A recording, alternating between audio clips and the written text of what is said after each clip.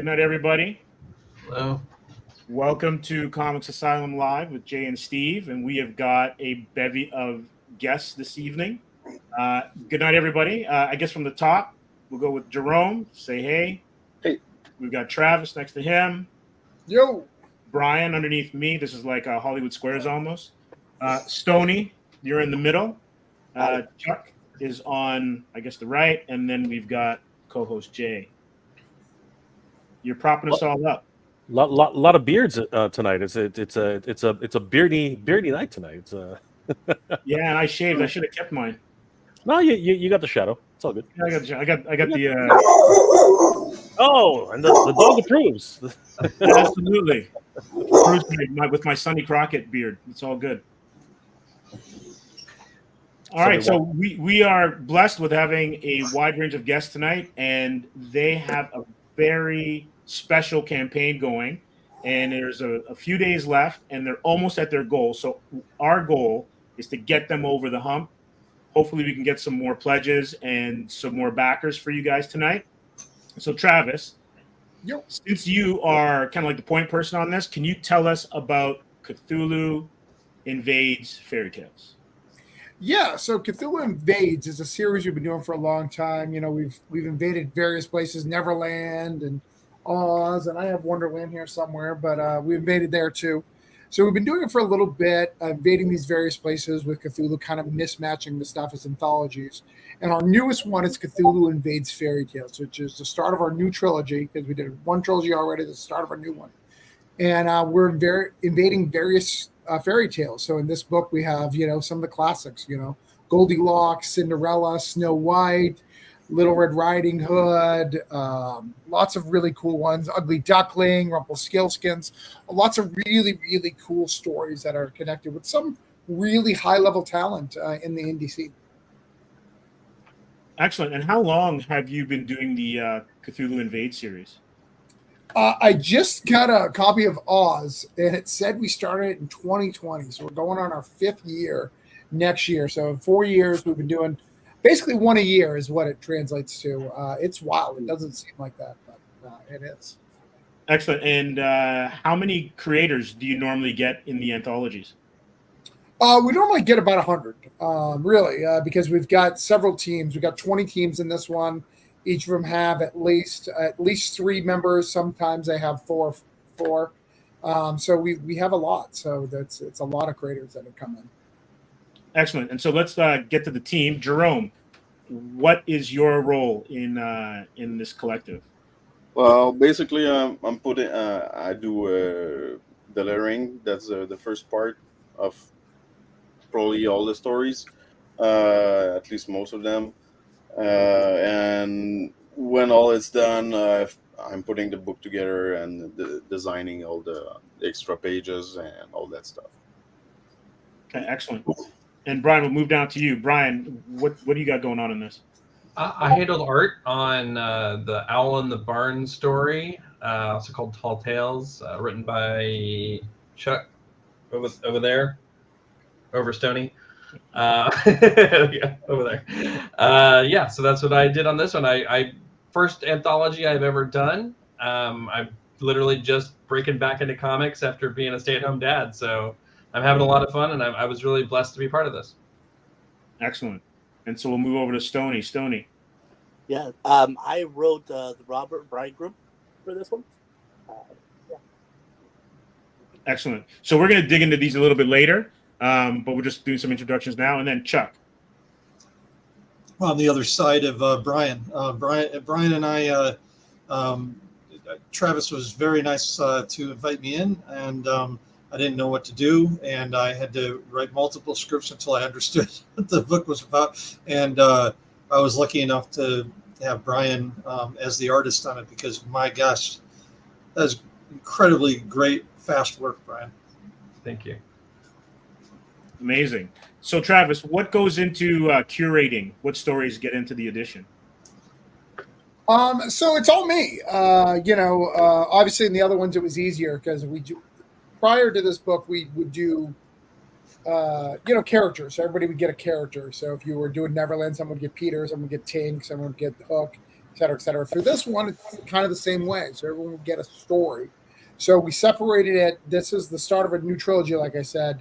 So there's 3 volumes. So I broke up the major stories. So we have the 5 major characters, Rumpelstiltskin, Goldilocks, not 3 little pigs, Cinderella, Snow White, and Little Red Riding Hood.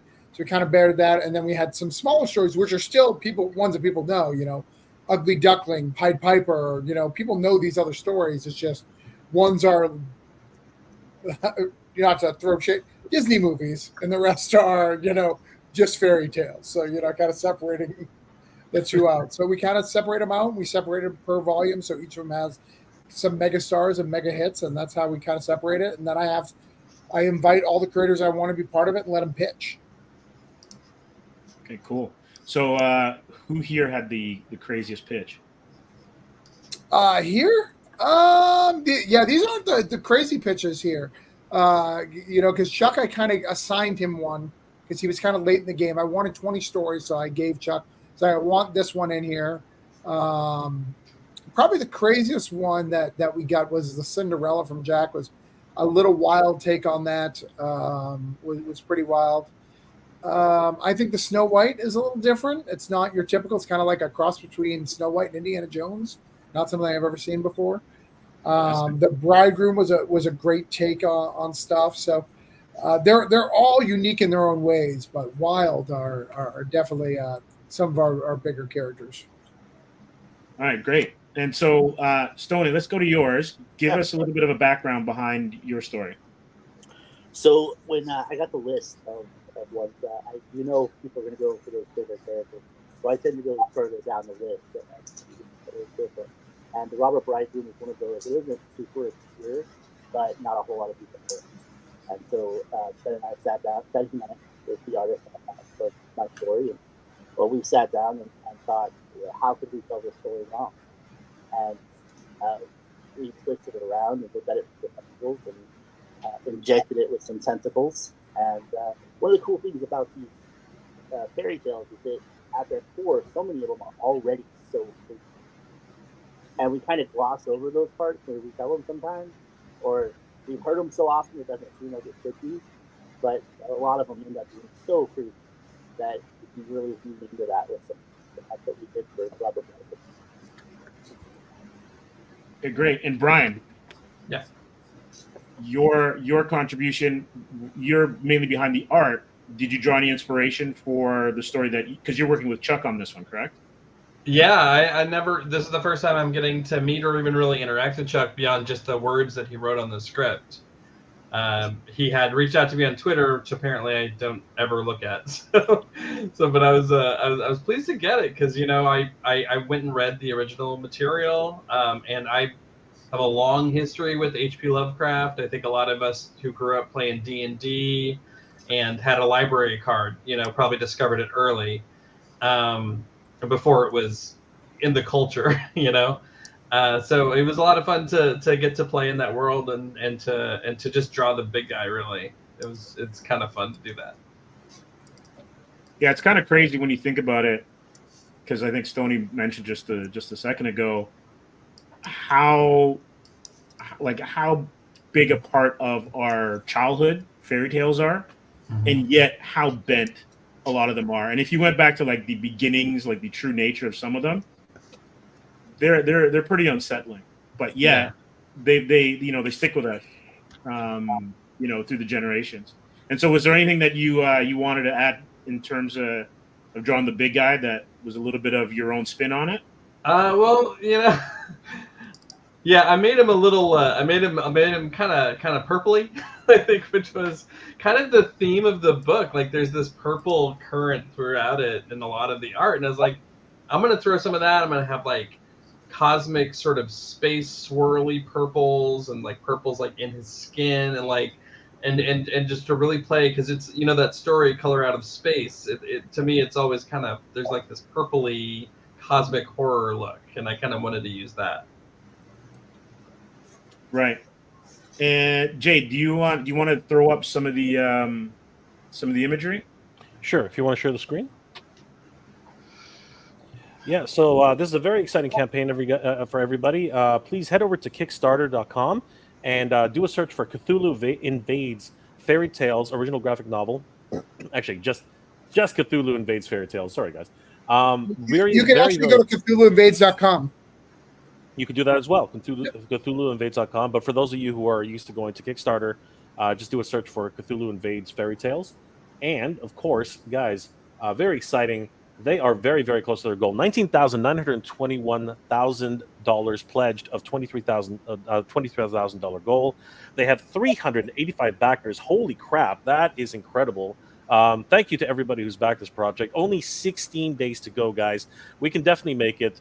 It's just a bit more of a push. They only need just shy of $4,000 to reach their final goal. But of course, that's not enough. We definitely have additional stretch goals and rewards that we would like to hit. So, guys, definitely check this out.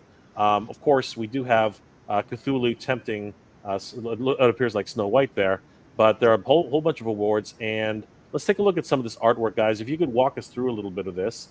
Some of this is this from every a little bit from every story, or is this? Yeah, so they're pages or panels from each story that I put together for a little graphic. We have 2 of them on there, but yeah, there's a couple. We got Snow White to the left. That's Brian's story in the middle with the barn and the fire. This is Tortoise and the Hare to the right. We have what's the name of that? I keep thinking of the real name, not the one that you see. That is a Lion and the Mouse, so a lot of people may know that one. Right there in the corner. Let's see what else we've got. Yeah, that's all the same story, just different panels. That is a fisherman and his wife at the bottom there. If you've ever heard that tale, it's a fish the wife continues to finds a magic fish, keeps making for wishes, and it gets crazier. So you get some cool stuff there. You got a deep one. And that is Spider and the Fly. So a lot of people, talk about that one. You know it. You just don't know that you know it. That's Snake Leaf. Snake Leaf 3, which I did not know. 3 snake leaves, I'm sorry, which I did not know at all, but he knew it. And to the right, it's Ugly Duckling. I don't think you've ever seen an ugly duckling like that. And she don't look that ugly to me. I think it's Ugly Elfling. Is that Ugly Elfling is our version, yes. That's right. So a lot of great. Here's some cover art for a few of these ones. This one is which one is this one? So that's cover A. That's our main cover. That's done by Carl Moline. If you don't know, he's was very active in Buffy. He created the character called Frey. That's what he's most known for. But he's also done Avengers Arena. He did Superboy. He did a old cross-gen book, Route 66. So if you've ever checked out any of those things, that's him. He's a great artist. And then there are 3 dynamic covers to choose from. Is that correct? Correct. Yeah. The second cover is by P. Collins, and that is a mirror breaking with all of the different chapters in it, which is pretty cool. So it's got all of them in there. So it's got a panel from each of them. And then the final cover is Cthulhu, and looks like that's a hardcover. That's actually not the final. That's actually just for our graphic. But if you look on I don't know if you have it somewhere, our hardcover from the page, it's dynamic. Let's scroll down just a little bit past that one. And how do you say his name, Jerome? Jake Dion. Yeah, that's Pete Collins' cover.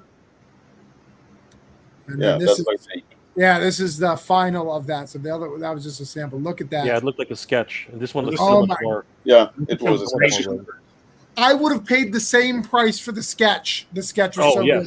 Absolutely. It looked really good. I mean, like here, it's just a bit of a thumbnail, but when you really get into it, they're like these. Yeah, I would have paid for it. I'll take all my money, please. So, if I may ask a question, is it sort of like a Crypt Keeper's Tale, where the Crypt Keeper is just telling stories of each of these chapters, or no, not at all. They're all this. So in the first one, we had a storyline through with poems and all sorts of cool stuff. This one, it's really like a straight anthology. So you're going to get story after story like a grim fairy tale. We may give you we haven't quite decided yet, but we're thinking about having a little bit of description of what the fairy tale was. before it, but that's it. We'll go into each of them. Yeah, and that's the other page. So you got Puss in Boots there. That's Cinderella in the middle. That's a graphic that we created. That's actually just an image for our preview that we created. Little Red Riding Hood's over there to the left. That is Billy Goat Gruff to the right, believe it or not, with that big giant Cthulhu. That's why you see the goat in the corner. That is A Boy Who Cried Wolf. And then you got Goldilocks in the upper left. And a lot of diverse art styles, which is great. Yeah, absolutely. Yeah. So why don't we go through these? And I think we mentioned it earlier, but if everyone could just chime in, who was involved in the Glass Talon? So that one in particular is Jack Holder. Let me read his whole team here. I got it on there.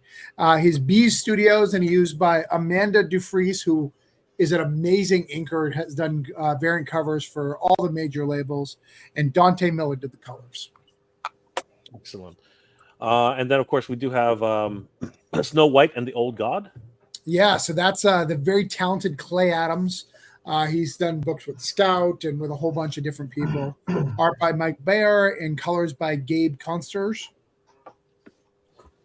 And then there is Little Red Priestess. Yeah, Little Red Priestess. That's Neander Fox Schaefer and Marco Roblin. Marco Rublin, sorry. As Steve mentioned earlier, and of course all you guys know, this is incredible, diverse artwork. I mean, it's like each story has a different take and different style. Yeah. This one is the King of Miskatonic Castle. Yeah, this one's mine. So this is Rumpelstiltskin.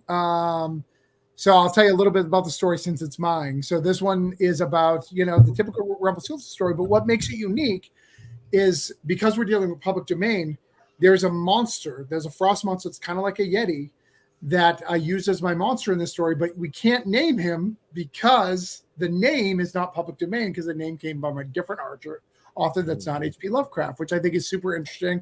Really ties in with Rumpelstiltskin. And my art is done by Chris Mad and Shayna Mad, their father and daughter. Interesting. Cool.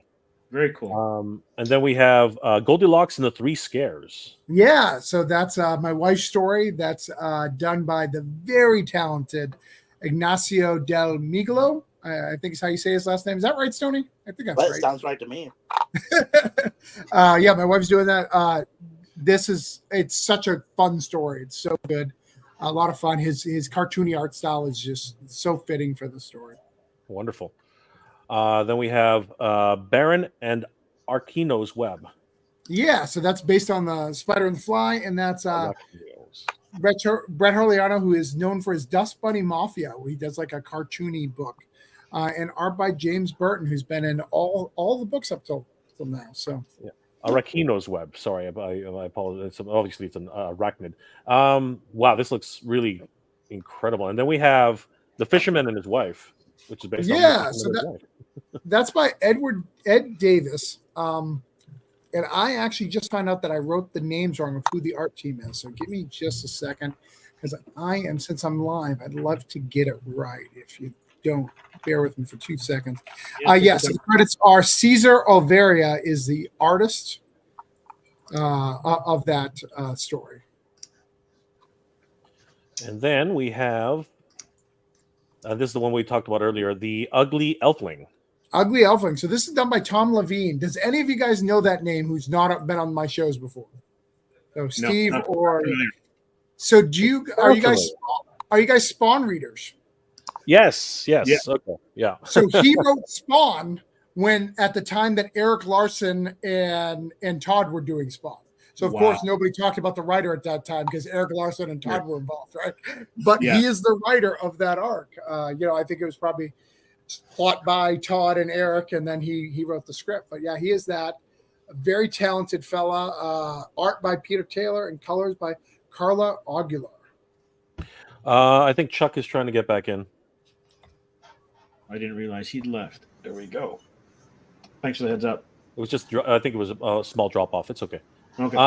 And then we have the Pants on Fire. Pants on Fire, yeah. The Boy Who Cried Wolf. This is Stan Kubiak, who is best known for The Rejected from Source Point, which was a huge book a couple of years ago. And art by the wonderful Braggs brothers. I love them. They're great talented. They've done tons of cover work and artwork for a whole bunch of books. Most recently, they did a Ric Flair cover for Ric Flair's story from Scout, which is pretty cool. Excellent. And then we have Cthulhu and the Mouse. Yeah, that's written by J. Michael Miller and the art by Mike Spinelli. Wonderful. Max Spinelli, sorry. And then we have I can't pronounce that at all. D-Dre? Oh yeah, it's all German. Just say 3 steak leaves. That's what we're gonna go with. It's Die Dreh Schlangenbrater. There you go. That's nice. Peter Rosette, Robbie Bragdon, and Emily Rosette. Great save there. And I got to tell you, man, like I used the wrong image for that one. The interior image is so much better. Really? Okay. Well, it still looks great. I love the overall art. Could you repeat it again? I think I talked over you by accident. Yeah, it's written by Peter Rosette, colored by Emily Rosette, his daughter, and art by Robbie Bragdon. Incredible. Then we have Abiolio versus Cthulhu. Yeah, so Abolio, which most people don't know, is an African folklore. It's actually very, very popular in the African community. They talk about it a lot. It's kind of with the John Henry kind of area of like folklore. And Greg Elises, if you don't know, is a very talented writer in that field. He writes Ignacy the Were Spider, very, very good New York-based writer. Probably one of the most talented writers I know. Don't tell him, I don't want to give him an ego. But Greg Elises writing it. Art by Michael Watson, does Hot Shot, and colors by Roland Kalinis. He's even my colorist on stuff, and I still can't pronounce his last name. My artist on Going to Judas. Excellent. And then we have Gruffs and the Troll. Gruffs and the Troll, yeah, our Billy Goat Gruff story, and that's art written and drawn by Dan Smith. Then we have Juniper Tree. Juniper Tree, yeah, that's by Sebastian. I always say his name wrong. Piccioni. I said it right. There you go. Art by C.R. Florence. That is an amazing story. C.R. Florence is killing it. Yep. That's the only one that we don't have colored yet. So that it's getting colored right now. It's a great book. I was going to say I kind of like the film noir look, but if it's going to be fully colored, that's going to be interesting as well. Yeah.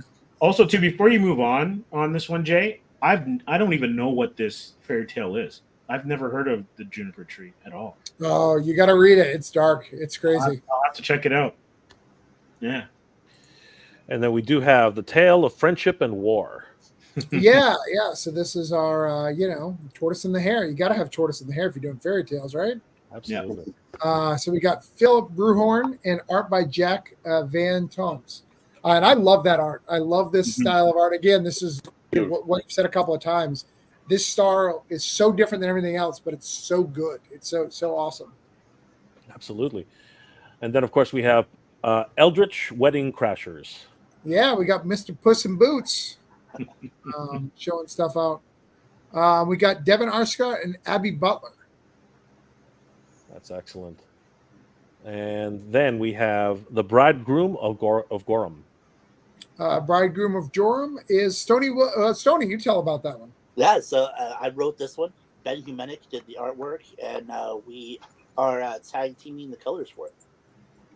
Beautiful. Yeah, it's nice. And finally, we have Tall Tales. Chuck. Yep, based on I believe it's Grimm fairy tale, The Owl, and it was a blast to write.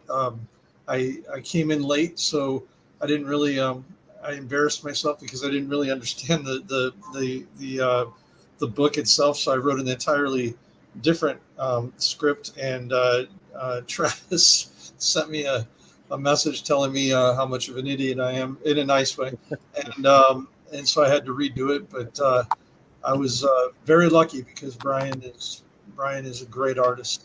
I'd never even heard of you, Brian, until this past few weeks, and I'm really glad I know of you now.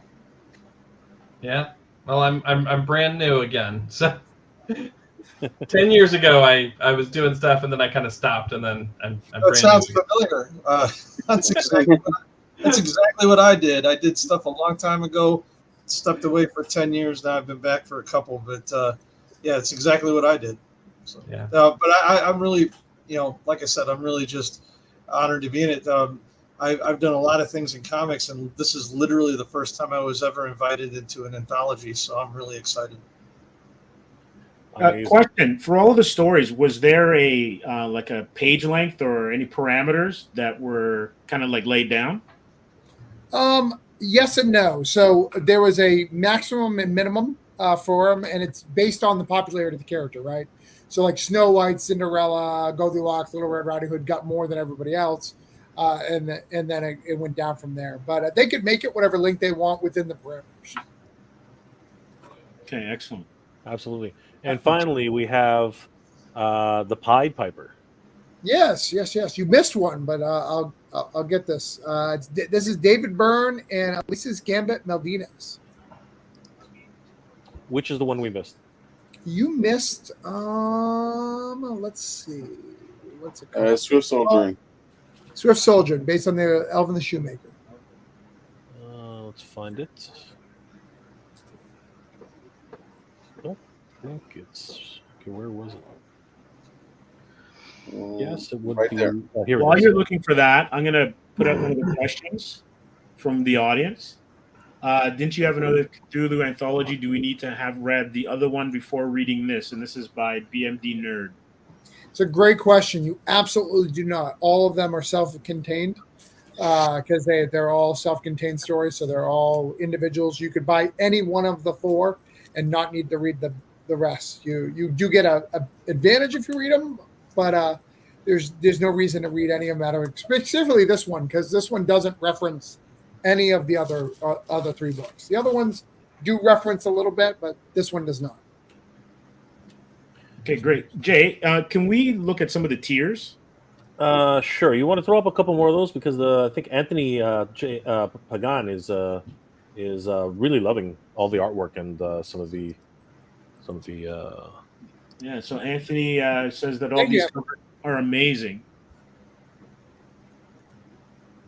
Appreciate 40, you, brother. 40s and Orgy has a good one. Cthulhu visiting a fairy tale is like a black man starting to date an innocent snow bunny's life. I have a lot of questions. Yes, Especially yes. The profile name too. 40s. Like, I want to know how he spends his life, or maybe I don't. I don't know. Message me. We need to be friends.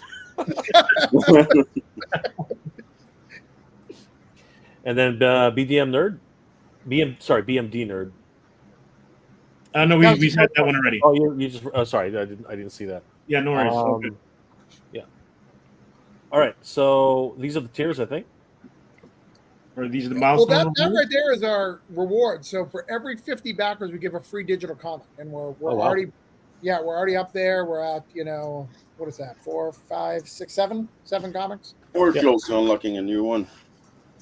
So these are all included as digital comics then? Correct. Yep. That's incredible. Wow, So you that's have fantastic value. Yeah, absolutely. You have The Fog Within, Astounding Tales #1, Monster Matador, Death Necromancer. I can't read the top of that, but it says August. Okay, and then Glamser. Gilgamesh. Oh, Gilgamesh. Sorry, the font is so small. It's a thumbnail, right? King Cretaceous, and we're coming very close to 400 backers. So the next one is right on the doorstep. And then, hey Travis, you can throw the Unbitter Souls Omnibus in there if you want to at some point. Wow, all right, that's huge. All right, so then we can talk about some of the physical rewards here. So basically, if anybody wants to back at the cover A, it's $29 which includes the digital version. You guys can correct me if I'm wrong. No, you're good. We'll let you go. Yeah. Cover B is $35, which also includes the digital edition. Hardcover is $59, which also includes the digital edition. And then if you want all the covers, and this includes the digital edition, it's $120. That's a great value. That's that's all the digitals, by the way. That's all. Oh wow, that's even better value. Holy crap. And Jay, don't forget, because of how many backers they have, that's also with the 7 other digital comics that are already part of their tiers. Excellent. So is that also with all of these as well? Correct. Like Yeah. With any tier level, you can even just do the digital, which is $12. You'll get all the digital with it. That's amazing. A great deal. So yeah, just to recap what we were just saying, if you back any of these, cover A, cover B, hardcover, or as well, if you do the entire set for $120, you also I just lost it. You also do receive each of these covers, which we might even unlock the 400 backer level as well. So that is an incredible value for backing the project as it is right now. And then if we go ahead, if you want to really get in dirty, Cthulhu Invades Cover B Collection, $140, includes all digital versions, and these are freaking amazing. Just to give you an idea, Oz is 165 pages, Wonderland is 220, Neverland is 240, and we're looking at like 160, 170 for this one. Wow. That's incredible. Don't make Jerome cry though. I don't like the actual number of the new one up there because it gets Jerome sad. Yeah. Well, remember when we're talking about Neverland? Said, well, there's less characters in Neverland, so it should be a lot less pages than Wonderland. So it's less than 250. Yeah. That's awesome. And then, of course, for the actual collector's awards as well, if we scroll down a little bit, the Cthulhu. Okay, so Cthulhu Invades Fairy Tales Soft Collector's Box. Can somebody walk us through this? Because this one's a bit. Yeah, so it's 165, and you get 2 metal bookmarks. So that's what the two things that are left are. You get a sticker, the Apple sticker with the tentacles. The right is a cover magnet. You get 2 prints. And then another sticker, a regular sticker. Yep. And it comes in this wonderful box. Is that the? Yep. Yeah. That's beautiful. And cover A and cover B is soft cover. Yeah. And these two are the actual pinups, right? The ones in the back there. No, those are books. No, You get books. 2 books. Oh, those are the books. Okay. Sorry. So the books are also included. Excellent. Yeah. And that one's a $165. That's an amazing value for $165 for the soft collector's box. Do the digital editions come with this as well? Of course, yep. Yes, Digital includes everything. Always. That is an incredible value. Oh my God, that's just ridiculous. You guys are giving this away. And then we at the $210 level, what do we get here? So basically, you get the other 2 bookmarks. So there's 4 bookmarks in the set. So you get all 4 of them. You get 2 cover magnets. So you get the hardcover magnet and the cover A magnet. You get 4 prints. So you get all the covers as prints. And then the sticker and the box and all that. So it's pretty good value, especially when you factor in. Yes, indeed. That is. You're basically just paying for the books and you get everything else free. That is just gorgeous. Oh my goodness. And of course, it does come with the cover as well. And then, if you really want to be a baller, $650 will get you the. That's Cthulhu a one Invades. of one. Oh, so this one's already. Is this already sold out then? No, it's not sold out yet, but it's so, only one. You get. So the difference is, scroll up. The original art, see on the right, the original art for cover A. So you get that from Carmeline, which is, by the way, his art costs you $600. So you're literally only paying $50. $50. Yeah, $50 for the. That's an amazing value there. That is incredible. That is absolutely incredible. That's incredible value, and of course, it's still up for grabs. So anybody who is interested, please definitely check this one out. By the way, the metal bookmarks, they're really metal. They're thick bookmarks, and we usually sell them for $7. So you get 4 in the box. So wow. Yeah, here if you go big for me for a second, I can show you. If you want to just isolate, Wait, hang on a second. Yeah, go back. Oh, I gotta add him back. And how do I do this? Hover over his head, hover over his face, and then click on the 3 dots, and say solo mode. Let's see solo mode. Go to Travis on the screen. Oh, here we go. See, those look great. Those are amazing. Really cool. We've got a set. You can buy all these old ones on there too. But is there anything on the back? No, unfortunately not. They can't print on both sides. Yeah, right. You can go full gambit with people on that. That's awesome. You absolutely could. I could also bring out the box if you want me to, real quick. Sure, why not? Let's take a look at the absolutely. box. Why not? Let's take a look at the box. Sure. There's so much in your Kickstarter in terms of what your backers can get. it's almost like it's like a smorgasbord. Like it's just so much stuff. If you want, we can go through the add-on section. Oh yeah, that is Absolutely, crazy. absolutely. We'll do the add-on section. Let me know when you're ready, Travis. Yeah. Just had to put it together. Yeah. It's ready. Is it the new one? No. Well, it's the Neverland one. The Neverland? Oh, yeah, I haven't seen that one yet. Neverland's all there, and then again, we'll just put books in, right? Just like this. It'll fit in Oh, nice. that's beautiful. Put in some stuff. Look right on top. Put in, nice pins and magnets. Yep. all sorts of stuff. Anthony's excited. Anthony's excited. Anthony is very excited. Yeah, so the metal bookmarks, the whole thing is really good. This is our biggest campaign of the year for Orange Cone, so we pull out all the stops.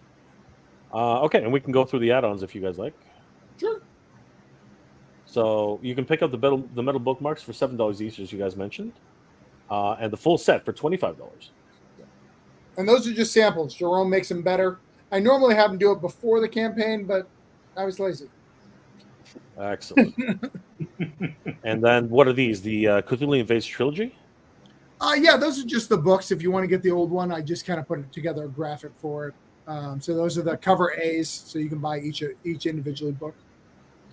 All right, so this is more of the continuation of the whole series now. I'm guessing. So it's a little bit of a mix. It's like Brothers Grimm. It's like the H.P. Lovecraft, and of course other wonderful tales from popular culture as well, which is just incredible. And then we have 3 dynamic covers to choose from. But what's wrong with the last one? It sold out. So that one's sold out. Yeah. So for Oz, you can get either of those 2 covers.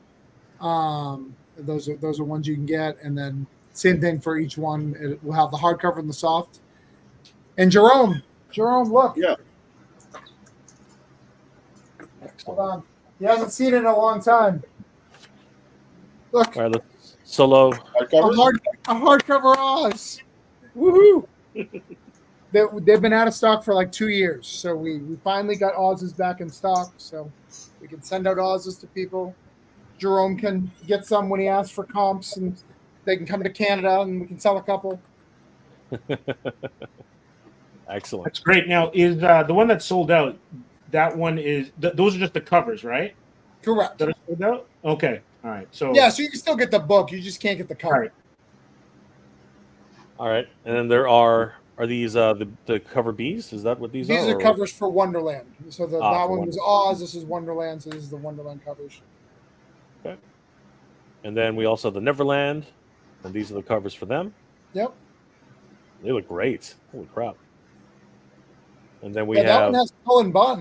Maybe you guys have heard of him. He's done some cool stuff. Yeah. Yep. Gorgeous. And then we do have the original trilogy add-on menu, so you can get your metal bookmarks. Yeah, that's more what they look like when Jerome does it, not what I put together. Okay, so these were the books. $7 each, or $35 for the complete set. 3 dynamic book covers to choose from once again. So yeah, it's all the stuff, but the prices.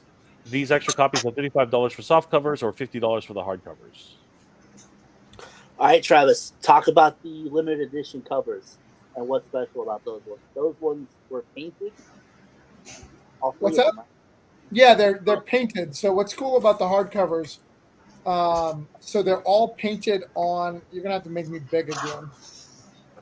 Let me see if I can show you. So if you look, you see right here. Yeah, that's words. He painted this on an actual page of Neverland. So he actually printed out the pages of the book and painted on top of them. We did that for all the covers. That's crazy. That one. Let me show you the Oz one. The Oz one has a thing on it. So there's the Oz, and if you look right, where is it? Oh, right here in the upper corner. Yeah.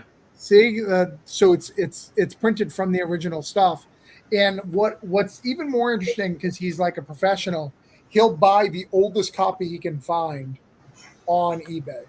So he buys the oldest copy he can find, within price region, of course, to do that with, which is just super cool.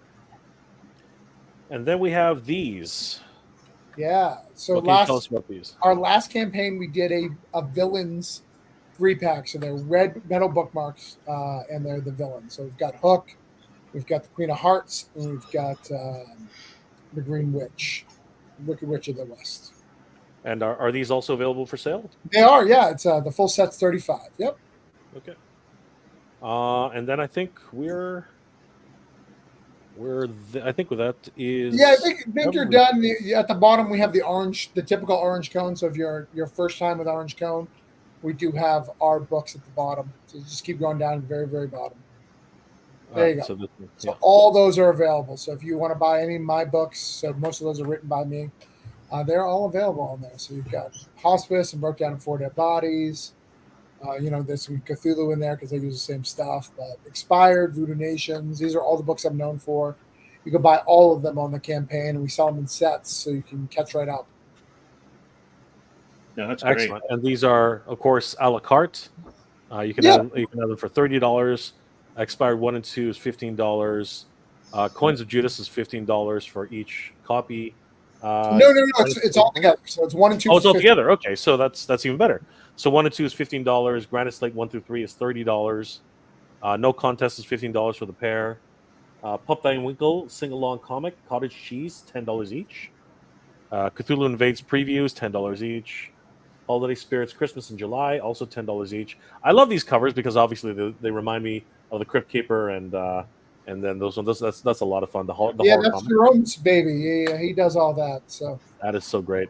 And then of course we do have the Cthulhu Invades, which we mentioned earlier, and Holiday Spirits volumes 1 through 3, $25 each. The covers may vary. This is awesome. I love this one in the middle. It reminds me of Wizards. That's the guy who actually did the hardcover as well. He's the same artist who brought him back because he just kills it. I mean, look stuff. at that guy. If you're not buying covers from him, I don't know what's wrong with you. That's awesome. No, true. Now, does he have any original art that he has painted based on your stuff? Not on any of our stuff. Okay. Awesome. So, guys, well, he worked he doesn't have original art. He works digitally only. So, okay,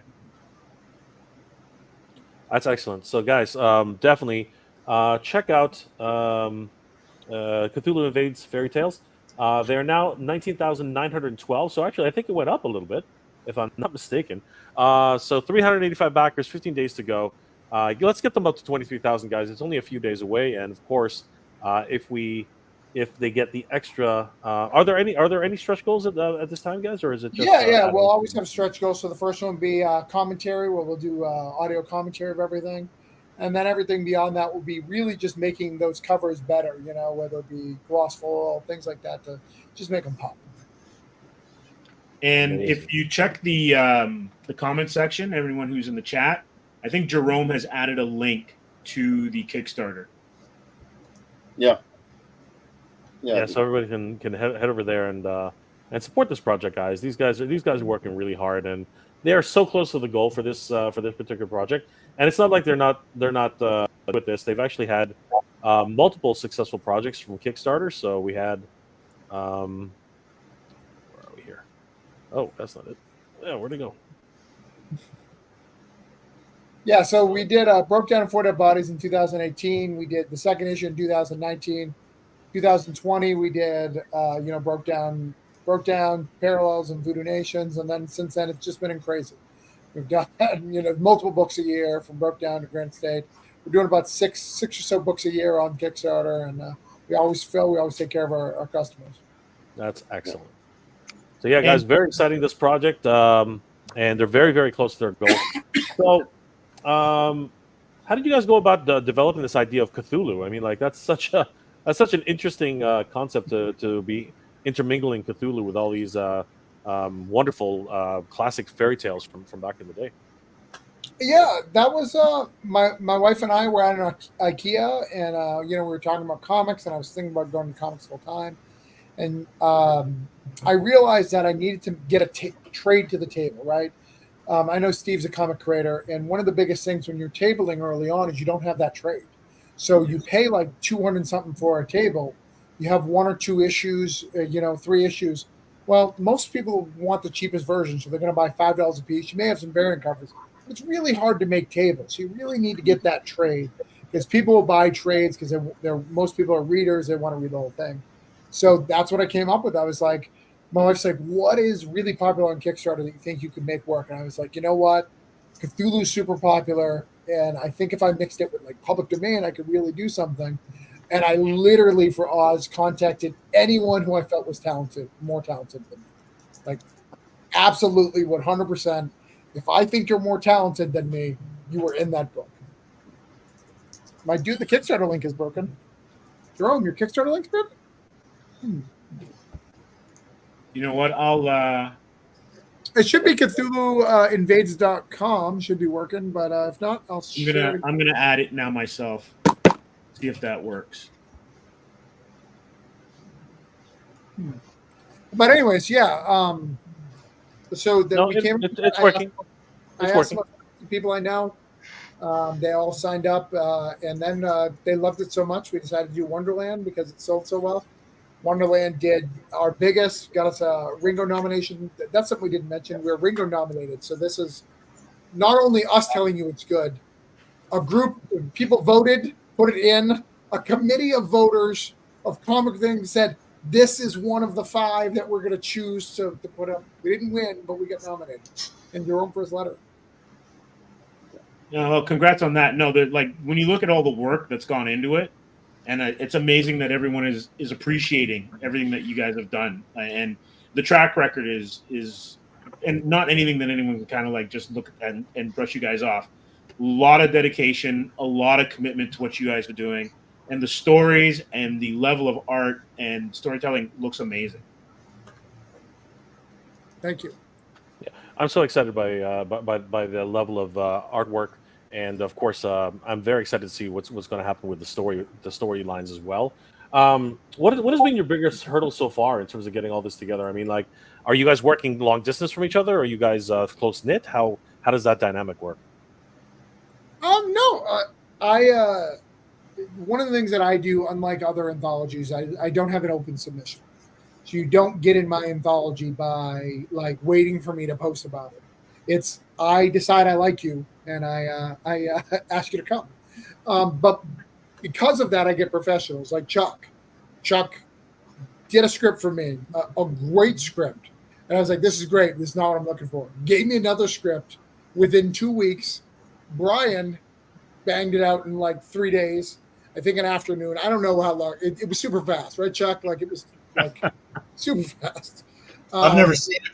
I've never seen that speed before, ever. And that's what I do. And that's why, Stoney's in all my books. I can trust Stoney. Stoney tells a good story. Him and Ben are a great team together. So everyone hits their deadlines and I can just trust to do it. And I think that's the advantage of not going open call for submissions, right? Because then you're yelling at people who have no professional relationship with you. These people know that I like them and trust them. So that helps when they come in and they don't want to let me down. I don't want to let them down. So we all kind of work together to make sure we have deadlines and things happen and people are behind. But the positive for everyone I know is professional and wants to do this for a living. They're not messing around. This isn't a hobby for them. They really want to do this. So they get their stuff done and I'm very proud of them. And after each book, everyone gets excited and they want to come back after for the next one, and they're just so happy to jump and to jump in and work on with these characters that they all love. So yeah, just so much fun. Now, Chuck, is there a possibility that we might actually see the story that Travis rejected? Can that story come back in another form in any way? I truly doubt it. I'm super busy and I did not pay attention, and that is on me. It's up to Travis; he can have it. But if he ever does, Cthulhu Invades politics, I guess he could use it.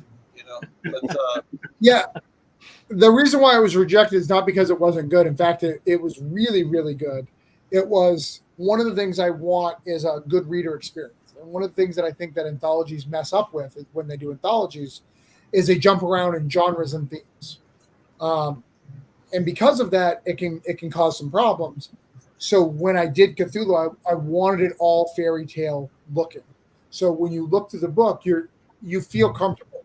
Because I think that a lot of times when I'm reading anthologies, at least for me, if it goes from space to Western on the next page, it disassociates me. And if I don't like Westerns, I may stop right there and not read the rest. So kind of, you know what you're getting and you kind of read through it. Here's another thing that just occurred to me. Since you guys have kind of worked together in some capacity and you know Travis, do you ever get to pitch him? I tried. Once a week. No, I tried once, but I stopped. It was a Canadian. He asked me to do a Canadian hockey team book. He said, "You know what? Your lettering is good." I hired him as a colorist. It hasn't worked. He hasn't colored a lot for me. I think we were a bunch of alpha dogs, so we kind of pitch each other, or pitch ourselves, and do our own projects. But these anthologies are fun to jump in with other friends. Yeah. Right. And outside of obviously the ones that you're working on, are there any of are you guys aware of the other stories as well? Have you had a chance to see them yet, or? I got to look at a lot of the art. I got to do some additional artwork for the book outside of the story I did. So I went through it all and I just looked at it all and it was great. I mean, really beautiful stuff. I was like, okay, I'm going to have to bring my level up for whatever additional stuff I do, Yeah, so there's a Facebook group that we're all in together, and we update, and sometimes people will share the art as they go through, and it's a really cool thing to get to see this as it's built up, and we get to see what each other is doing, and like you said, you go, oh, I've got to bring my A game, and everybody else is doing this level, I have to do this level too. Yeah. Did we lose a couple of people? I don't know if we actually, or are we all still here? No, we're still here. We just moved around. Okay. Just make We're sure. all here. I thought I was like, I could have sworn I was down. I was at the bottom. Anyway, Steve, if you want to, I don't think we highlighted this. We actually have T-shirts. Travis is wearing one. So. I'm wearing a Marvel T-shirt. I'm not wearing a Cthulhu T-shirt. Yeah. So if anybody's interested, there are actually T-shirts as well. Cthulhu Invades T-shirts, $35 each. Size small, medium, large, extra large, and XS and extra large. These are great. Is that the type of shirt that we can expect, though, Travis? Is the yeah. It's a high quality shirt. You want to stand up? Until well, this is a Marvel shirt, so this is not. Oh, okay. It's a Marvel shirt. Sorry. Yes, they're very high quality shirts. They are done. I'm not sure if I'm going to use them now, but they were done by Sticker Mule because Sticker Mule is making really good quality shirts, and I can send them out.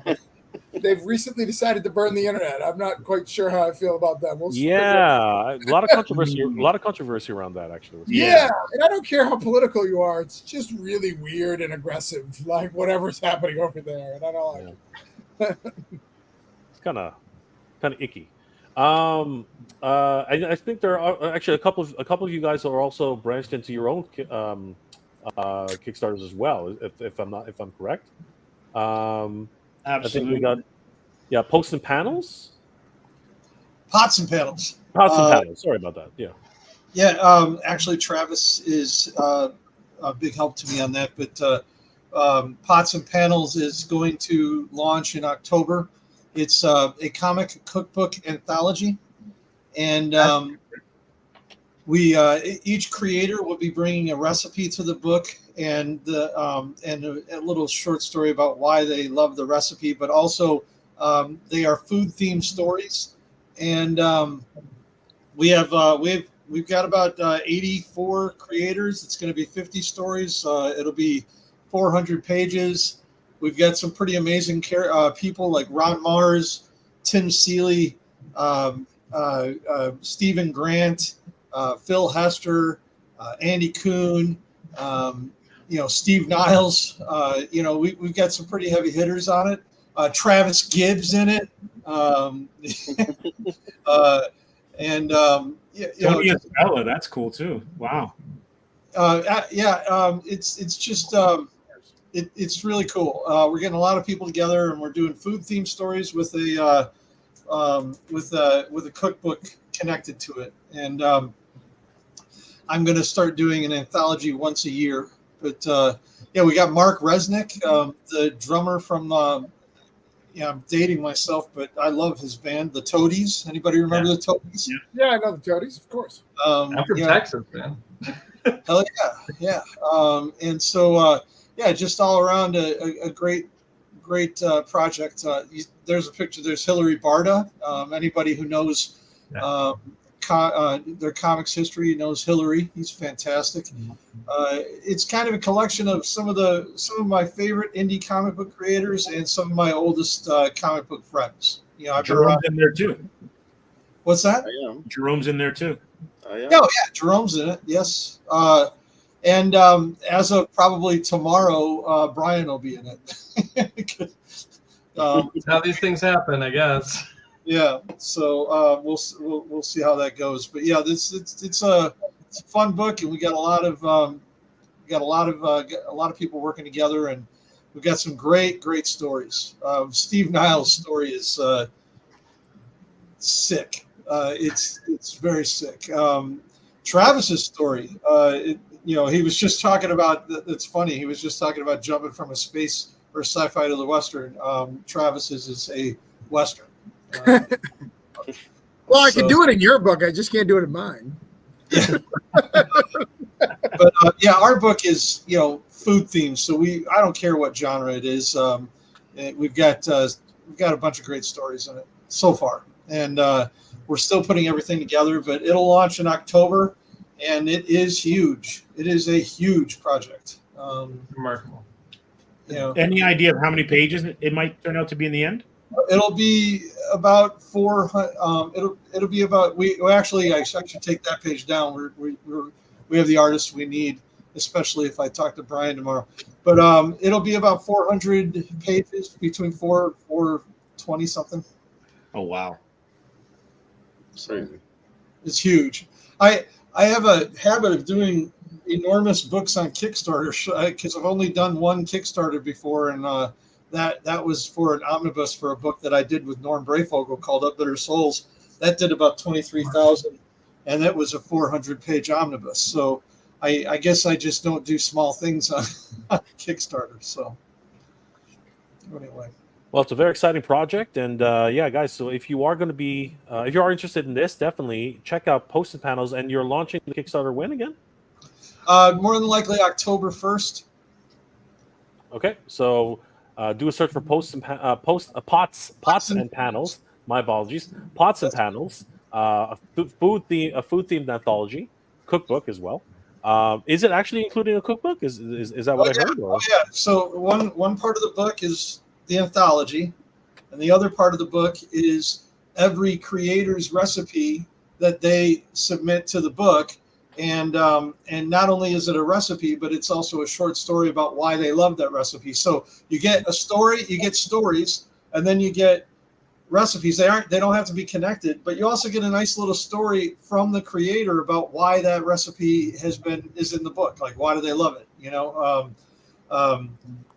Steve Niles he has one recipe. I'm trying to remember. Mark Resnick from the Toadies. He has a wonderful story about how his mother was taught this recipe by his grandmother, and how it came over from their original country, and it's sauerkraut and sausages, and it's fantastic. I'm really, really, really proud of this anthology. It's a great title. Thank you. Yeah. Our next one next year will be Adthology, and it'll be a salute to comic book ads from the 50s to the 80s. I love it. Wow, that is awesome. I love that. We got to get the sea monkeys in there for sure. I was thinking the same thing. Yeah, Sea it's got to be monkeys. and the X-ray glasses. I'm taking it. Well, absolutely. We're actually going through old comic books right now, the organizing team, and we're going to pick out 100 ads from those comics back in the day, and I basically copy Travis. We're going to say, okay, here's your ad, and do a story around that ad. So that's what we'll be doing. But yes, Sea Monkeys, those Revolutionary War, Charles Atlas, Don't Be a Yeah, Scrub, Charles Atlas. Yes, yes. all of it. Sell seeds, win a bike, all that stuff. That's awesome.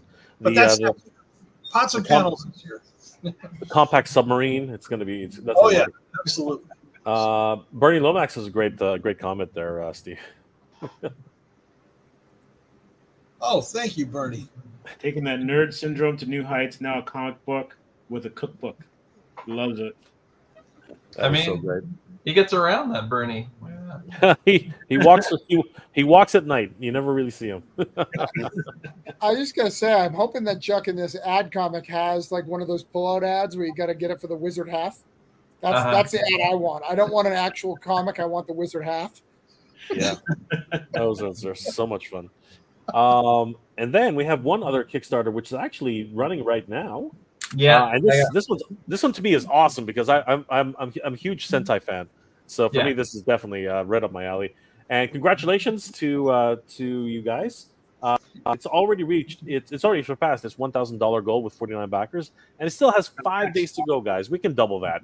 It's a modest goal. I'm the creator, and I did all the art, writing, all that stuff for it. I just kind of had this dream one night about this robot rusting in San Francisco Harbor, and sort of turned it into. I did that animation. Sort of just turned it into this noir Sentai comic book. So that's and I took a lot of inspiration from sort of paperback novels. You can see I have some painted covers. And I've got 5 days left. I do have one special thing. I am offering a chance for. I have a couple of backup pages that I've saved.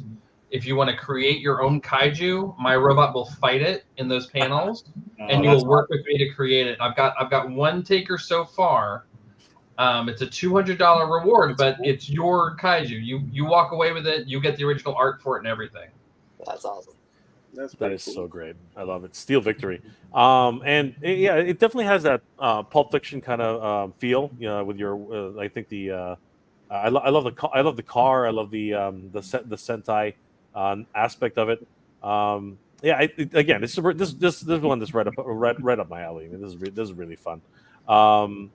And of course, I mean, like giant robots and monsters. Yeah, you can't go wrong with a combination like that. And I love the CI. Yeah, got some stickers. Yeah, this little guy, he's just he's a mix of King Kong and Godzilla. I'm not gonna lie. Exactly what he is. Yeah. He looks so cool. His name is Gorilla Zard.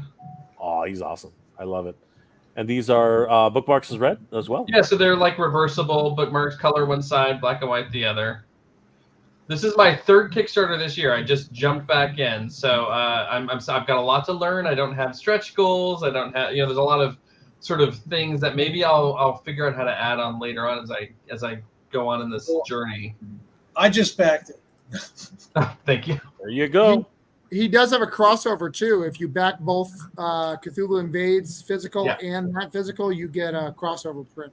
Go down if you can get down to my updates. I've got the image I did that has the Cthulhu versus the Victory. Updates would be at the top. I love the I love the Sentai style blaster. I just love it. It reminds me so much of the second version of the NES the NES Power Zapper. I mean, like that was in my brain. So good.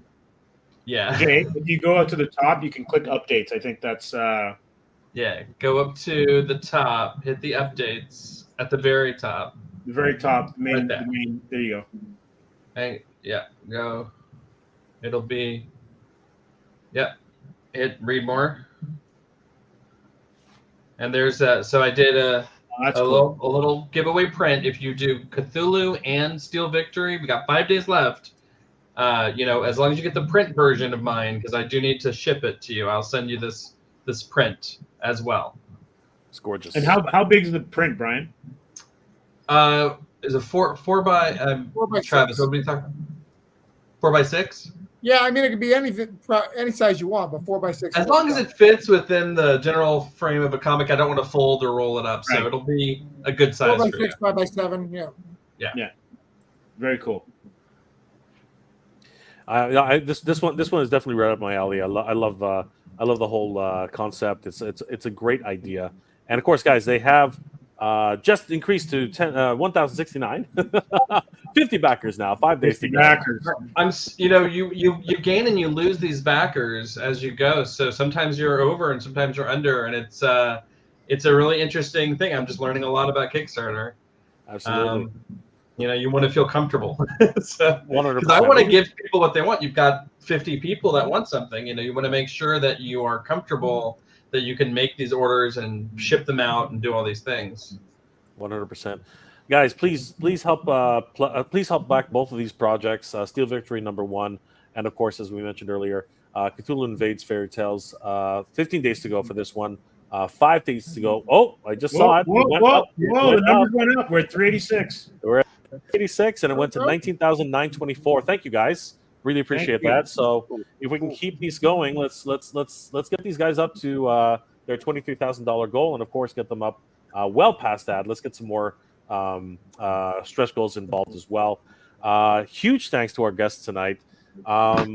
This has been Kickstarter is never an easy thing. It's always a funny thing, and it is interesting. You do have to sort of get a little bit extra just to make sure, because as we mentioned earlier, you can backers come and go as like the wind, right? So you have to make sure that you get a little bit extra. So guys, please do help support these projects.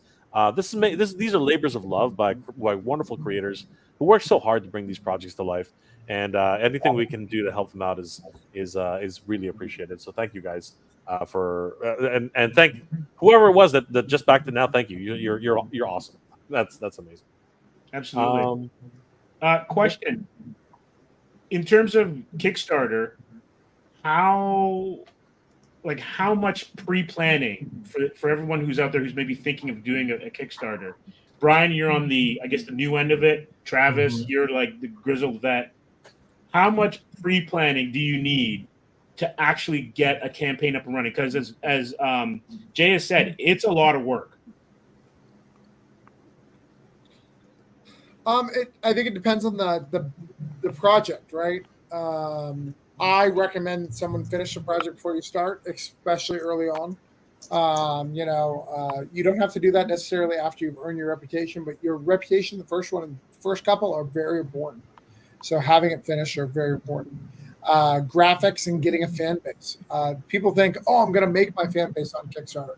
That's way harder than you think. You need to come in with some sort of fan base. I think that's where Brian is right now. I think he had a very small fan base coming in, so now he's starting to build this fan base and build it on Kickstarter. It's way harder versus if Brian, I'm going to use you as an example, Brian, just because you're here. If Brian was in all the groups and building relationships with people for the last year and then came on, it would have been a different story. So he's built that relationship, built that trust. People want him to succeed. So now he's on Kickstarter, finding people to be those people versus bringing them with you. So I always recommend, at least 6 months of prep time of doing it if you can. And obviously that's less and less as you become tough. Like only people who know what we're launching is Jerome and I. And Jerome normally only knows like a week before you guys.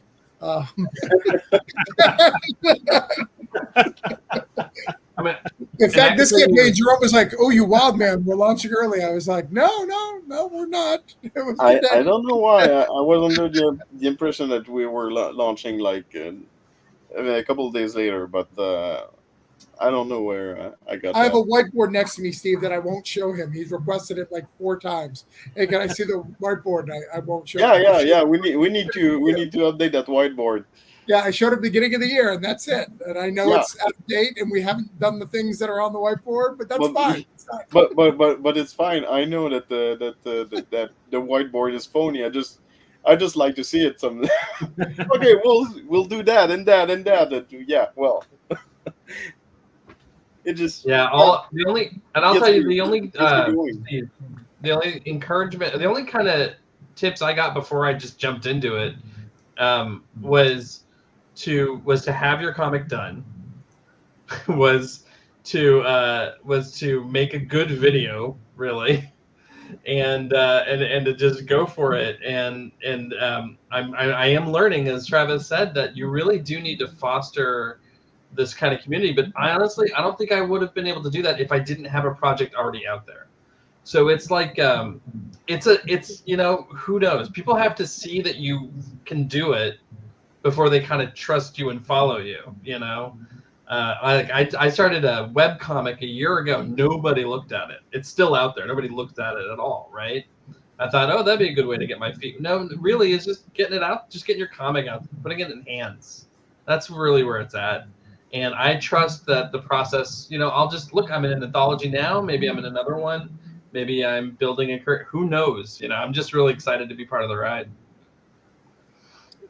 No, definitely. And also too, if you can time your launches, around conventions or anything like that, that also helps as well too, because you can actually meet people, let them know what's going on. Because sometimes your reach is only so far, and after a while, like as what Travis was saying earlier, they're supporting you. So every backer you have, it's not necessarily just the product, they're supporting you and the ability that you have to create stuff that will then be able to be shared to the public. Yeah, it's communicating with them, and I think that's important. I think a lot of creators, the reason why I think Orange Cone is seeing growth versus other creators who haven't seen the same growth as us, who put out about the same amount of books, is they don't foster their relationships. I am constantly talking to my backers and saying, hey, you backed Voodoo Nations. Let me show you what's going on. Let me show you some behind the scenes. Let you be part of this process. Let me be part of this growth as I continue to do these things. And I think that's the real secret, is fostering these relationships so they know they're valued, and maintaining these relationships. I'm all about relationships. That's why I do these books. That's why Stoney continues to do stuff. Steve, you don't know this, but Jerome has mentioned your name several times and going, we got to get Steve into something. I like Steve. He's one of our people. All right, we got to get him into stuff. It's about relationships and building this, because I do believe we grow together, and making sure. That's why I made sure that Chuck was in this book, and it's sad because some of these times we have relationships with these people when you never asked them. Nobody has asked Chuck. He's been in comics about 20 years, right, Chuck? 30 years. No one is asking to be in an anthology. It's insane. That's insane to me. It's because a comic creators, we're artists and we want to put our art out in the world, and that sometimes makes us solo focused. So we're just about our art, and we put our blinders on and just focus on our thing. And I understand we're in competitive nature, like we're all fighting over the bucks. Someone who may have to choose between Brian and Mai's book at some point and for their dollars, but that's okay, because there's enough other people out there that may not have to make that choice. Or just because they chose me today, that doesn't mean they won't choose Brian tomorrow. And if I can help get them their fan base, that makes Brian more useful when I add him to my anthology, or Stoney more valuable. All these things. Stoney was a colorist when I met him. What kind of useless skill is that? I don't need no colorist. But he's I'm not kidding. He was a colorist for Cthulhu. He's a writer for Mad Cave at the time, a book that was just coming out. And someone pitched him as a colorist for me. Someone could have said, hey, Stoney could do some art. Would have happily been a writer. I would have happily got him in as a writer. But so now I had to hunt him down myself. Absolutely. Bernie has another fun comment here. Oh man, all this talk about reading and stories give me a warm, fuzzy feeling of the 80s reading Rainbow and Book It. Thanks, guys, for all the timeless feeling I missed so long ago. Oh. Yeah, that's how I fed my family with my little pepperoni pizzas from Book It. Good to see you, Eric. Me and my wife have been having this discussion. So I only like Pizza Hut Meat Lovers Pizza. Can't go wrong with that. But I also have a saying that only good pizza, you don't need anything on it because it's good. Like you could just get a cheese, and you always start with the cheese. So her logic is, I don't actually like Pizza Hut. It's just a nostalgic thing, and I really don't like it because it's the only thing I have massive amount of toppings on. Like I really just hate it. But there's Book It, and they got me into the X-Men because of the X-Men VHS, and all this. Pizza Hut's been good to me. Ninja Turtles coming out of their shells tour. I remember. Right. McDonald's was kind of the same way. You remember the Happy Meals more so than the burgers. Right. The toys. The toys is basically what hooked you as a kid. Right. Yeah. So Stoney, since Travis went there, writing, coloring, how did the two either come together or split? So I've told stories ever since I was little, but I was running a podcast with a friend of mine reviewing comic books, and Matt Cave approached us about doing an article on their talent map. And that's when I realized that they had a talent map. I kept telling my wife, I think I want to do this. I might, I don't know. Maybe. I've never done anything like that before. Finally, she's like, just shut up and fucking do it. Quit talking about it. Do it. And so I did. First script I ever wrote, and I won. And so I had my own 5-issue series called Cthulhu, and that's how I met David Galliano, who also won that year at Savage Fashion. And we had said several times we wanted to do something together. We wanted our names on the same page. And so he came to me one day and said, "Hey, I'm doing anthology," and it had been right through COVID, and I decided during COVID that I was going to go into it and learn a skill and come out the other end better for it. And so I started looking at the other facets of making a comic book, the line art, the color, the leather, things like that. I can't draw the same myself. All of my stick figures come out looking like victims of tragic farm. Right? I did try lettering for a little bit. Justin Birch did the lettering for villains. And I sat down, he was walking through some stuff, and he was watching letter, and I'm bad at that too, but it was fun to learn, and I started coloring. And so David said, "You need a colorist. Why don't you come color this for me?" Like, "Are you sure? I've only been doing it for like a month. Are you sure you want me to?" He's like, No, you're doing really good. Let's do it." So I started doing that, and I got in several other gigs doing that. In fact, I probably made more money coloring than I have writing at this point. But it uses a different part of my brain. I really enjoy doing it. It's a lot of fun, and watching myself grow and better at it, slowly but surely, is a lot of fun. I really enjoy it, and I'll probably keep going. Sweet. And Jerome, since you're lettering everybody's, do you change your approach based on the story and the artwork to how you letter? The technique is the same, but I do try to adapt as much as I can to the art style or the story that I have. Mostly the art style, because you want the lettering and the balloons and everything and the sound effects to blend as much as possible. So sometimes you want the lettering or the sound effect to scream at the page, but you still need to blend it, to find a way to match the art, so it goes along well. I mean,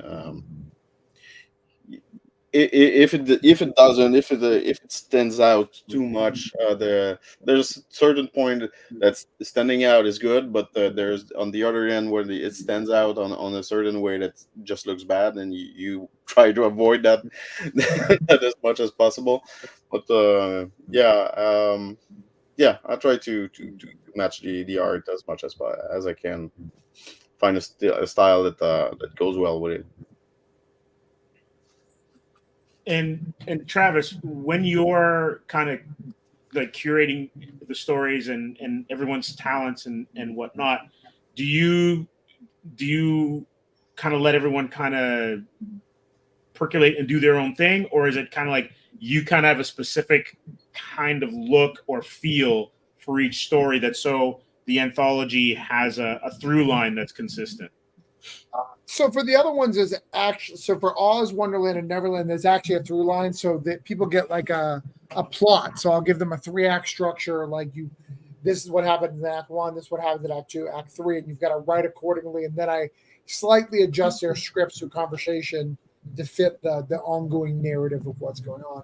For this new one, it's not really like that. The only thing I need to worry about on that is not having the same theme, right? Like if a lot of people's using fire, I got to go, hey, can you not have Cthulhu scared of fire? Can you not have Cthulhu jump out at the end? Like there's little things like that you've got to do.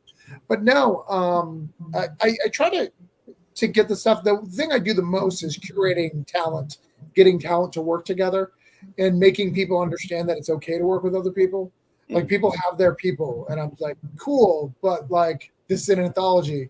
I know you guys do an ongoing series together, but why don't for 5 pages you try somebody new and we kind of shake things up and do things and getting things done. So that's kind of the skill set of kind of building, finding strength. Like Stoney, when Stoney did this is his first coloring game. Do you remember who we had coach you?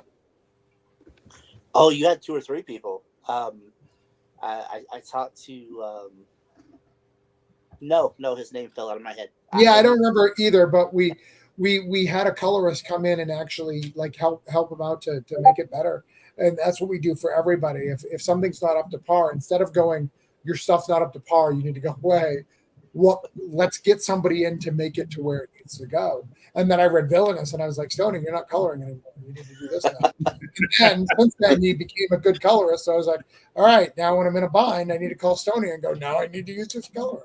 but it's really, giving up, seeing the value in people and helping them grow and becoming better comic creators, because that's what anthologies should be. They should grow your fan base and then grow your community. That's the two things they should do. It should give you a big book on your table to sell, and it should help you build your community. So that's what we do. Actually, I'm just going to get Bernie in here one more time. He says Deep Dish Pen is the greatest I consider still to this day. Yeah, Pizza Hut's deep dish. There's something about it. I don't know if it's the grease factor, but it's pretty delish. I'm just saying, Bernie, I can give you some digitals right now. If you want to order me a Meat Lovers pizza, we can make a deal. Like let's go. I'm excited. Cthulhu Invades deep dish pen. I mean, I've been real quiet sitting here. I am from Chicago, and I've been listening to Florida people talk about pizza, Canadians talk about pizza, and I'm just going to say you're all wrong. Well, what do Chuck, you mean? It's the pizza commercial, the same thing. Gino's in Chicago. Am I right? Gino's Pizza. Gino's is awesome. It's amazing. Lou Malnati's is amazing, but Pizza Hut is, it's like the McDonald's of pizza. Yeah. So I no offense, Travis, I love you, but we're well aware. Chuck, or Florida doesn't know how to make good pizza. There's not a single place in Florida where we don't have it. It's not possible. Like but I will say the nostalgia of Pizza Hut back in the day when they were the largest purchaser of kale in the world because of the salad bars, and then and they would have the red plastic cups that you would also have at college, with the Mountain Dew, and then you'd sit down and they'd have pitchers. So yeah, the nostalgia of Pizza Hut, big time. The actual quality of Pizza Hut, as a Chicagoan, I do feel I must speak up. Because here I am from Oklahoma. As long as you have ranch dressing for it, it's all pizza. Like, they're running ads, Chuck, about Pizza Hut's running ads about Chicago right now, saying that you guys don't actually like deep dish pizza. I almost said something else. Deep dish pizza. You guys like thin pizza. That's what I hear. Like thin tavern style pizza. I love all pizza. Pizza is like sex. When pizza is hot, it is really, really good. And when pizza is cold, it is really, really good. So if you're looking for, I've heard that if anybody's looking for a good pizza in Florida, St. Petersburg has apparently a great pizza. It's called Barstool Pizza, the Violet Stone. So basically, if anybody's in the St. Petersburg area, you got to check out the Violet Stone in St. Petersburg, Florida. So apparently, that's one of the better ones. So I don't know, Travis, if that makes any sense, but that's one place in one entire state. Travis, Here's the really thing: like, there's a whole bunch of people in Florida who say that our water sucks. It's not possible to make good pizza. It has nothing. Like, we just have shitty. You literally go north and you're fine. It's just we have shitty pizza. He's lying to you, MJR. I'm sorry. I don't want to be this guy. He's just lying. Well, you know what? If maybe somebody in St. Petersburg can actually tell us if that's true or not. We'll see what happens. Again, YouTubers don't know anything. To respect, they'd be from St. Petersburg and they wouldn't be able to tell you because they don't know. Well, I'm just messing with you.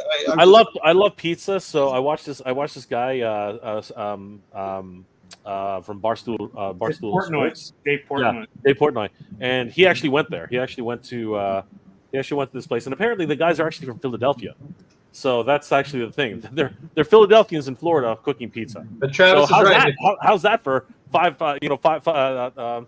stages of separation? I mean, like, it's all over. Yeah, but if they don't import that water in, we have this. Yeah, they have their own filtration system. Yeah, we have this bagel place that has its own water filtration system called Brooklyn Water Bagel, and the idea is that it's the Brooklyn water. They actually import the water from Brooklyn to make their bagels.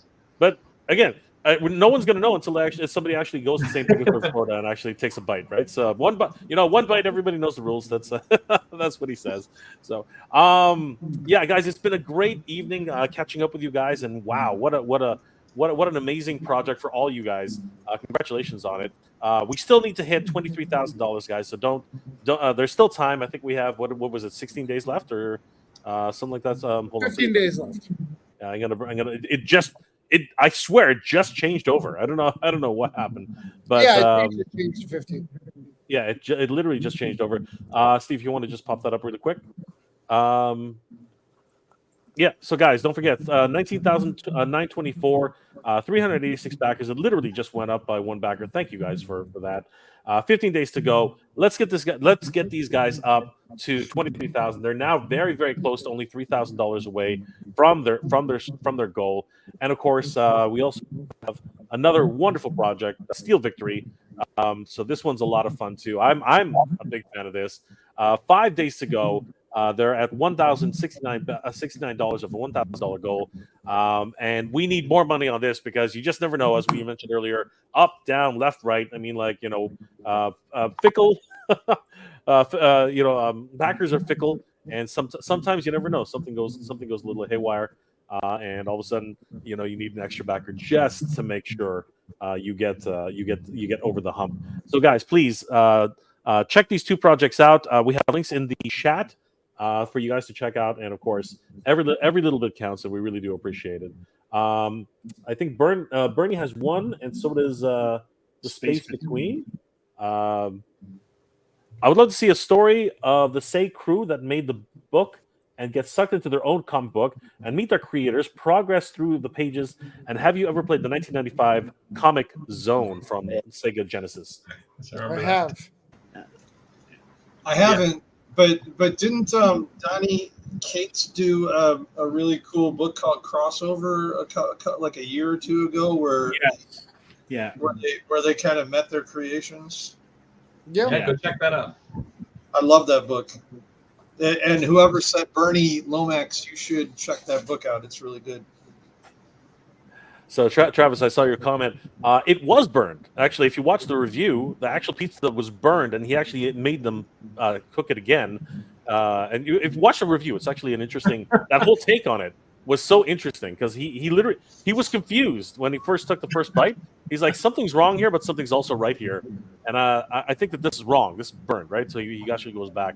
Was the top burned or was the crust burned, Jay? Was it the crust or was it the toppings? No, the bottom was completely burned, like Yeah. 100%, like So charred to then hell. that proves Travis's point. It's the Yeah. toppings. It's Possibly. all with the toppings. Absolutely. And the thing is that he's like, when you watch the review, he literally says something's wrong here because I want to give them a good review, but I can't because the bottom is completely burned. And then what happened was, even after they made the pizza, he actually docked points because he said, you didn't do it right the first time. I had to force you to make a good the pizza right, so I gotta have to take off some points. But they still got a pretty decent score for his overall review. Oh, Space Between the pizza's got to be charred. Interesting. Yeah, He's Space, from New Space York. Between. Yep. Space, but there's a difference. Hold on. Space Between. There's a difference between charred and burned. Okay, the bottom of the first pizza was literally burned. It was actually pretty crazy. He still ate it too. Bernie Lomax, yeah, he's hitting back one more time. Pan grease or butter makes everything taste better in the end. We all love I don't know that. who this Bernie guy is, but he's smart. He's smart. Every Bernie I know is smart. But I like them all. Every Bernie. Absolutely. So I'm wondering on your take on this. I literally just came back from San Diego Comic-Con. It was an absolute like bonkers as always. What are your takes on the current situation with large comic conventions? And are you guys visiting any conventions, comic book, toy conventions, anything in the next couple of before the end of the year, and hopefully before the end of the campaign to help push the book? And where can we see you guys? Let's start with Jerome actually, because he's up here. Maybe he's going to Fan Expo. I don't know. No, actually, I'm pretty much done for conventions for this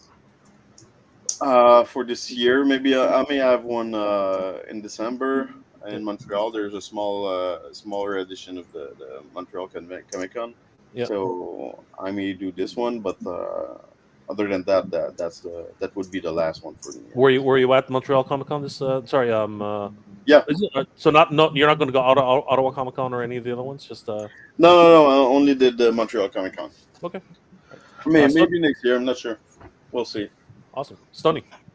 Yeah, I don't have anything lined up as far as conventions go. Being way out in Oklahoma, it's few and far between out here. We can do some little shows every now and again, but nothing big.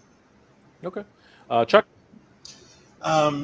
Just doing some local small shows. Gonna walk around Fan Expo Chicago this weekend just because apparently I can't get a table. So, but I'm hoping to go to Big Apple Con this fall.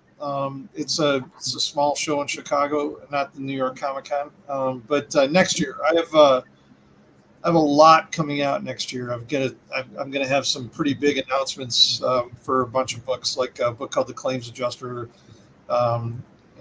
Christopher Kubrick, Nebraska, Matilda Saved the World from fucking Nazis, a whole bunch of books, a whole bunch of series and pots and panels. So I'll have a lot to have a table for. But right now I just don't have that much. Awesome, Brian. I'm in Tampa Bay Comic Con next week. Nice.